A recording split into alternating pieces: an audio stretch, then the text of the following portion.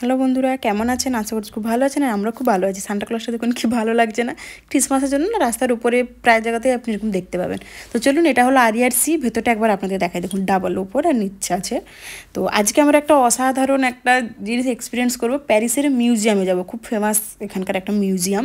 তো সেখানেই যাব, আপনাদেরও খুবই ভালো লাগবে, নতুন একদম এক্সপিরিয়েন্স হবে। আমরা তো আমাদের দেশের ফেমাস মিউজিয়াম বলুন বা এই যে তাজমহল, এগুলো তো জানি, কিন্তু আমাদের মনের মধ্যে একটা কিউরিয়াসিটি থাকে না, যে বাইরের দেশের মিউজিয়ামগুলো কেমন হয় দেখতে, ভেতরে কি কি রাখা থাকে, কীরকম কীভাবে। তো সেটাই আজকে আপনাদের সাথে শেয়ার করবো। খুব ভালো জিনিস, আপনাদের আশা করছি খুব ভালো লাগবে, নতুন একটা এক্সপিরিয়েন্স হবে। তাহলে চলুন, পৌঁছেও গেছি। এই যে ব্রিজটা, এই ব্রিজটা দেখে বলবেন তো কোনো মুভিতে দেখেছেন কিনা, কোন হিন্দি মুভিতে।